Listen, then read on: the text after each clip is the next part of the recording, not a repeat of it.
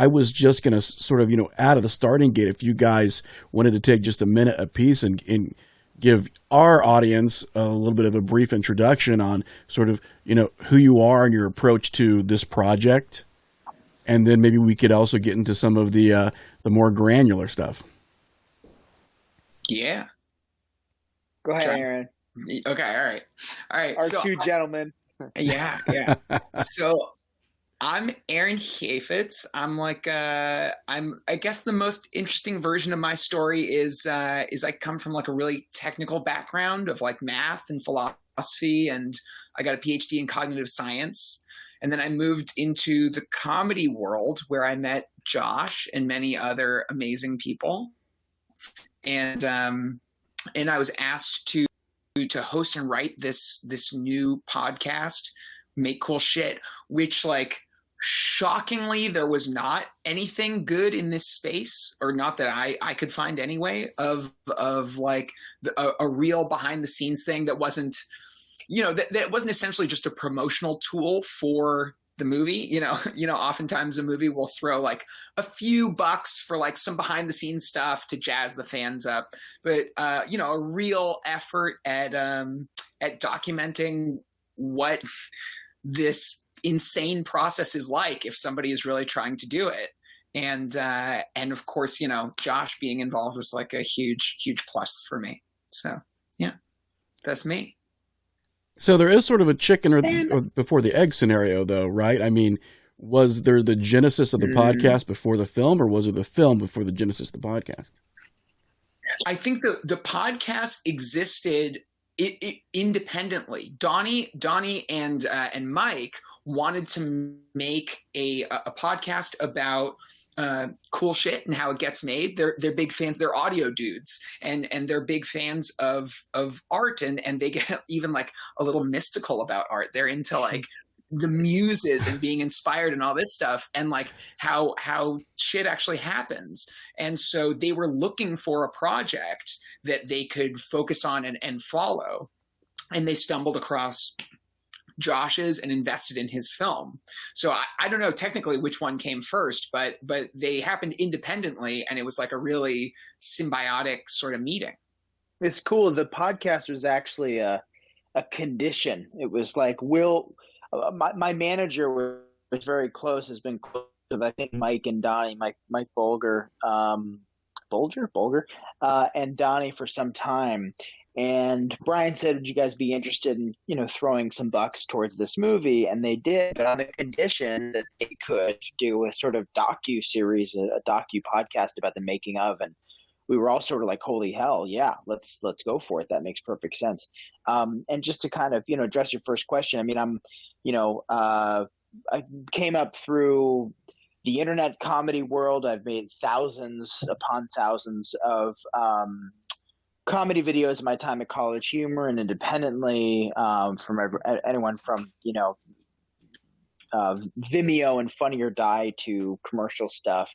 Worked in the commercial space for many years and still do. And one day just decided, like, no one's going to spoon feed you your ticket, your dream. And I was sort of inspired by a confluence of things happening in the world, and I just sat down and wrote something that I knew, quote unquote, that I could make myself, that I could write to my resources, and that's how we came to this project. Well, being in the horror sphere for as long as I have, you find that comedy and horror are very familiar bedfellows, and it's interesting that those two things sort of blend as much as they do. Now, during that writing process, Josh, did you have an idea of sort of, was this really your intent to make a good comedy and then put the horrific elements in it, or did you sort of have an idea for a film that had horrific elements, but you knew that you could supply the comedy? Inherently, that's a great question. I mean, inherently, what I was setting out to make would be comedic. I'm a comedic human being. It would be inherently a comedy horror, I'd say, over a horror comedy for sure, which is what it ended up being. Mm-hmm. But I was a horror fan before I was a comedy fan. So Yeah, I felt like, the comedy is the one punch of the 1-2 punch of it all. That, the one would be the disarming, humor, the charm of the humor to kind of reel you in, and then the scary stuff to to hopefully keep you keep you with us. I love the way that you portrayed your character, Josh, because one thing that I found that was very endearing is that as people in these sort of like fringe genres and horror, and I think sci-fi, we're talking about the huge $100 million blockbusters because those are all sort of expected. Mm-hmm. But it really is sort of that genre is the redheaded stepchild of Hollywood, right? Makes tons of money for them, but we don't really want to reinvest. And that's sort of been one of the dilemmas for years with people, who look at horror and even look at comedy. Putting a lot of money into comedies is a huge bet. We don't get, just to bring it up, we don't get movies like Tropic Thunder that have a comedy and enormous budgets because of the risk factor involved there. Yeah. So it's sort of interesting that you were able to take your character, and we always live vicariously through horror film characters. But, yours is sort of, like a little sheepish, you're wanting to scare but be scared at the same time. A lot of horror movies don't like to provide that level of vulnerability with their characters. So that was pretty refreshing, and also provided some great laughs too. There's some great comedy in there. I've got something that I think, especially Aaron, that I want to sort of gear towards the podcast and what it's providing right now. Strangely, we're seeing this weird sort of like death of physical media. And physical media for a long time with DVD and Blu-ray was essentially the poor man's film school. People were buying DVDs and Blu-ray and finding out how to actually make films and how to make it with low overhead. And now we're sort of filtering that out again, where the movie magic is going back to the magicians and not the audience. So what I like about what you're doing is that, to me, this is like a fantastic Blu-ray commentary. When you listen to the podcast, a lot of podcasts, again, it's either very, very strictly fan service or it's that Q&A, which, regardless of how charming you are, can get dry after, 7 or 8 episodes. But you've managed to find that formula. Oh, thank you so much. Yeah. I mean, that was probably the hardest nut to crack with the podcast, and I hope we did a good job of it. Of like, you want to give enough of the details and the sort of technical information that it will be interesting and useful to people, and yet not so much that anybody who's not already an expert is going to be totally lost and bored out of their minds. So making the idea, I think, was to make it like useful not only to people who are specifically into film, though hopefully it's also very, very useful for them too, but also just anybody who is motivated to work on a project sort of against all odds. I think there's a universality to this story. You're absolutely right. And you bring up some interesting points in some of the episodes too. I think people on the outside of the film industry often think that this is this instant organic process. If you know people in the industry and you get an idea, the money follows, and it follows instantly. Right. The cast follows. You know that there are going to be obstacles, but again, it's that idea of movie magic, the mysticism surrounding films. We just think that people are literally shitting money. But it's not the case. And the episode that you're talking about, money, is extremely refreshing because a lot of filmmakers don't get that candid when it comes to the financial side of things. Mm-hmm. Well, which is, yeah. And to be honest, so like I've worked on a bunch of films in various roles as an actor, as a writer, as a director. And there's certainly not anything as big or as good as Scare Me. But there's this... that was the part of it that was completely mystifying to me. I'd say the money aspect is the thing that I knew the least about. And it was like, I work so hard at writing these good scripts, right? I really want to write a script that I think is like, world class, say. And it was this totally open question to me of like, okay, so even if you did that, even if you wrote Chinatown, right? What do you do with it? How does that turn into human beings spending their day working on your movie and making it happen? And that, I think, is a bit of a black box, especially like, people don't want to let you into that process. I think it was pretty brave of Josh to sign off on having a crew whose interests are not necessarily exactly aligned with his. So Donnie and Mike's interest and my interest, as far as this project goes, is telling the best story we can. And that doesn't necessarily mean portraying everybody in it in a great light, but they opened their doors up, they laid all their cards on the table, and so you get I think a pretty different perspective here. So there seemed to be even more pressure on you, Josh, because not only are you in the midst of this creative endeavor, and especially when we're talking about financing, you look at a $50,000 movie, which is a $300,000 movie in all reality, and all of the underpinnings. And you're trying to make this film, which, again, you talk about the obstacles in making the film, but then you've also got someone there.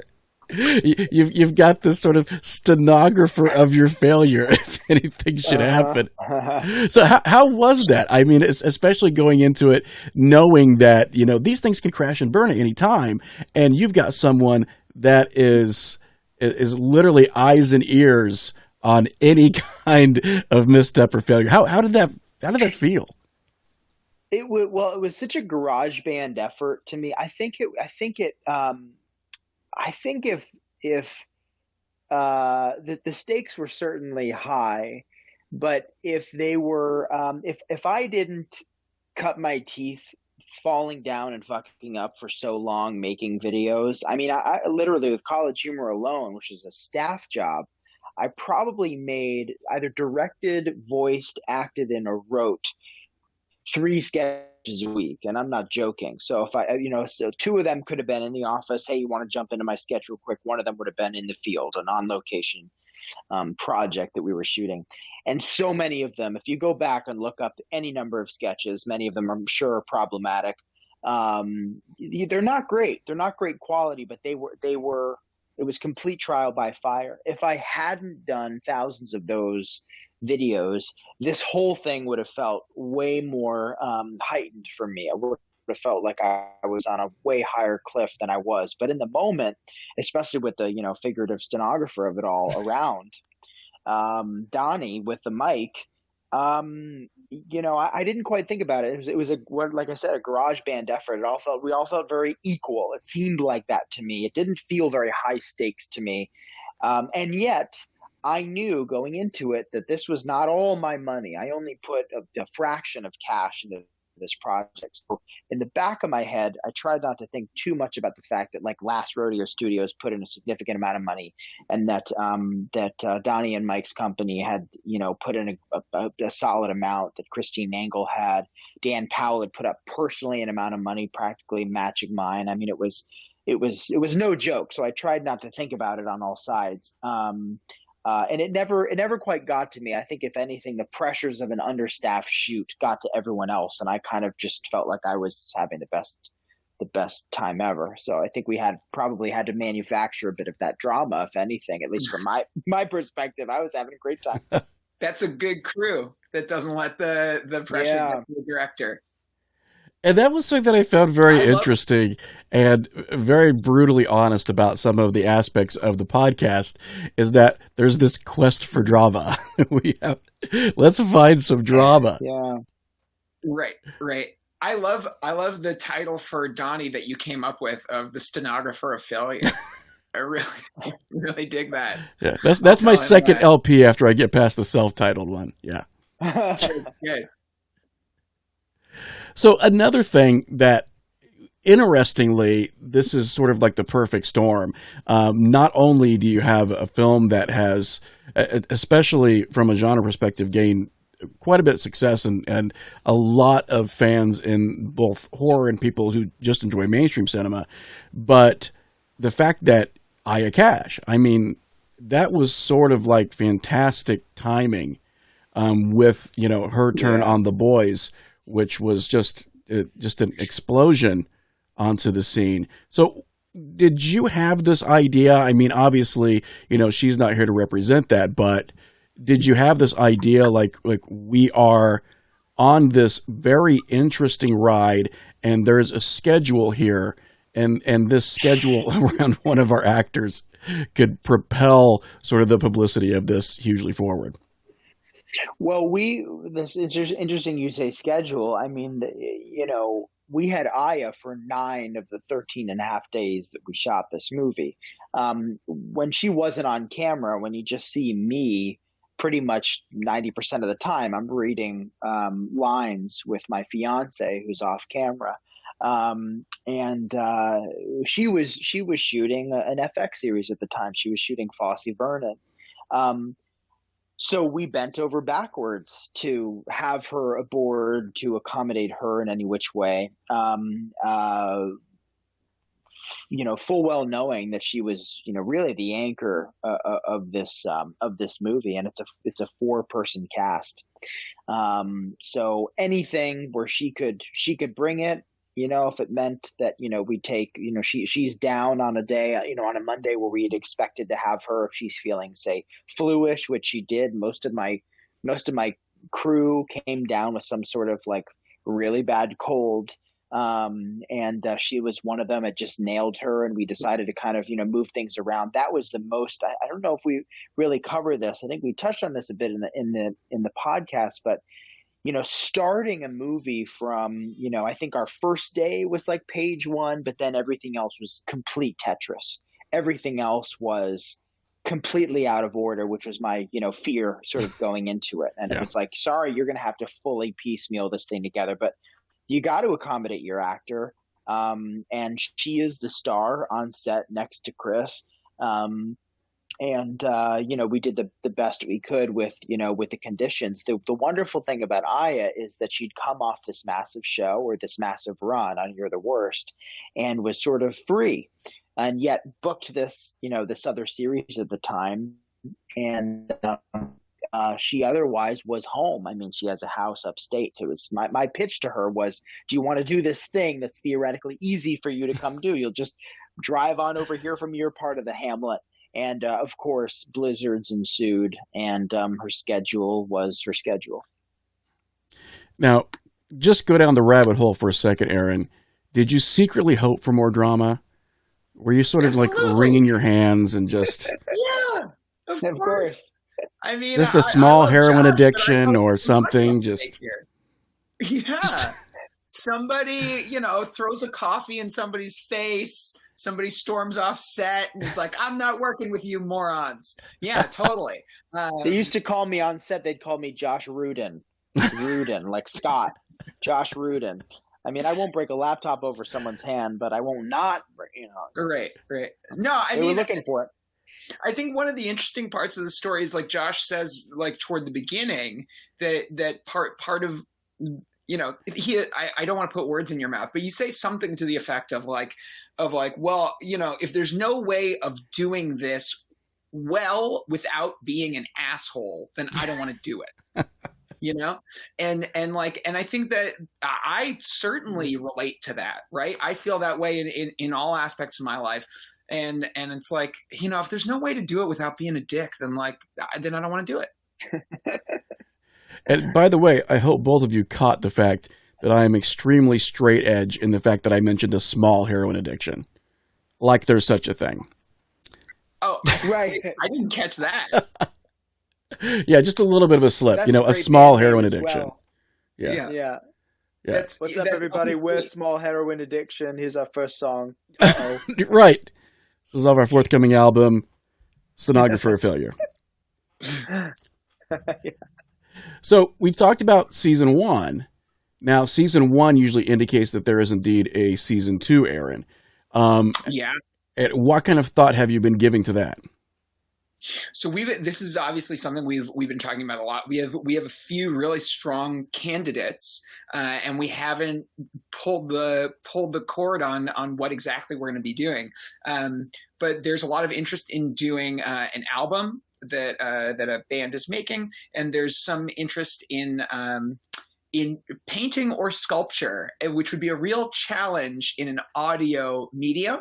But we have some pretty creative ideas about how we might do that, and I'm pretty excited about those as well. So haven't nailed it down, but we have some strong candidates.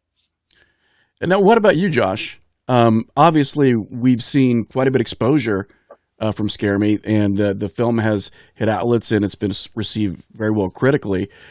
Where do you go from here? Well, a crazy thing happened on the way to the forum.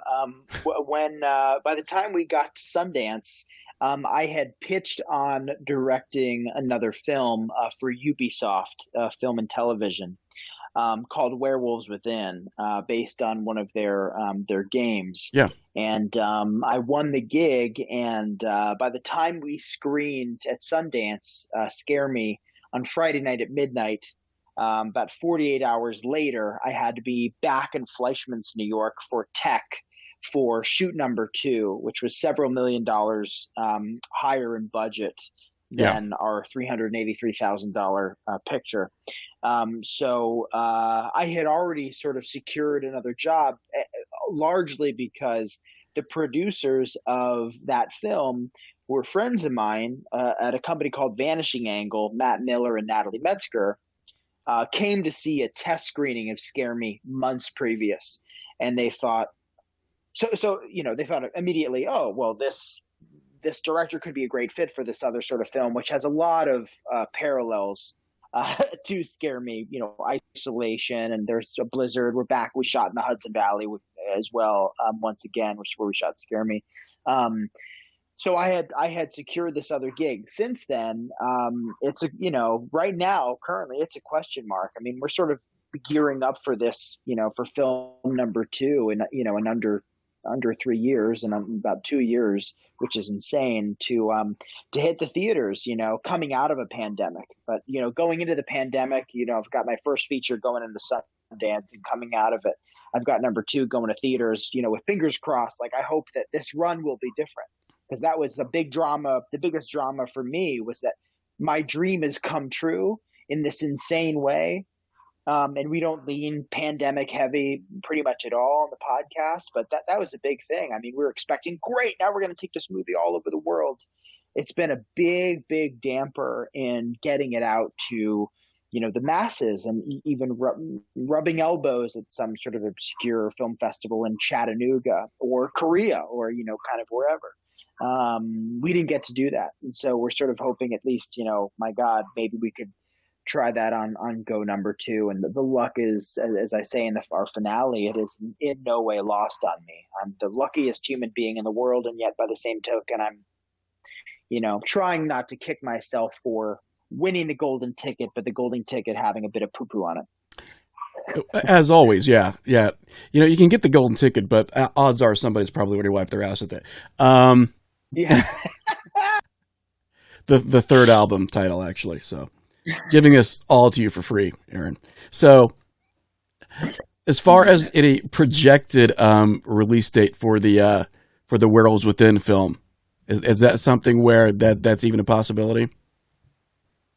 Oh, well, we're due to. We already have distribution with IFC Films, and we're due to hit theaters June 25th and VOD July 2nd, which is absolutely crazy. That is fantastic. Well, I want to thank both of you for all the time that you were able to give me today. And I'm glad that we finally connected as well, because I've been really enjoying the podcast, as well as going back, and I revisited Scare Me before this too. So, again, thanks so much. And I'm sure from both of you, we're going to see some fantastic things. And, if they need just a stand-in bass player for whatever band you're taking a look at, Aaron, just Yeah. Absolutely. Great. I will let them know. give me a shout. I make a lot of awkward faces when I do those down runs. So Okay, but if stuff is going too well in their album, you've got to bring the drama. That's what you have to promise me. oh, I can. I mean, there's diva written all over this beard, Aaron. In case you haven't seen You're it. You're in. Those aggressive coyotes bring it out too. I mean, it's like, how couldn't one be dramatic when your life is threatened on a daily bike ride basis? Right. I've got this like pseudo ET script I'm working at where I just throw Skittles at him and run away. I don't know what happens afterwards, but I think it's going to be great. So, You get diabetes, and you guys go home and just enjoy a great night in. which is probably closer to the documentary that I'll be making later on, autobiographical. Yeah. No wonder they're so aggressive. They're all hopped up on sugar you've been feeding them. That's it. Well, that and it's more tart candies. Like, because I don't half step, I go big. So if they're getting my candy, I want to see a little bit of puckering of their lips, just a tad bit, just for personal satisfaction. And that's actually what they look like exactly. So, right, getting a little bit of PTSD. So thank you. We're gonna mocap for Jungle Book with these faces. Yeah, I think they've been waiting for someone like me to come in and whitewash that story, to be in my 40s and a little bit overweight. Yeah. Oh, Hollywood will take it with open arms. I mean, Well, that's my pitch, Josh, and I thank you for helping me out with this. Evan, my pleasure. Executive producer, me, and then hashtag canceled. Yeah, that would come quickly afterwards, I'm sure. Again, thank you guys so much. I'm glad we had the time together, and I can't wait to see the new film, and I can't wait to hear about what is going to happen with season 2. Fantastic stuff, guys. Thank you so much. Great. Thank you. Thank you, Ash. Really appreciate it. Take care, you guys. Thanks. Have a great night.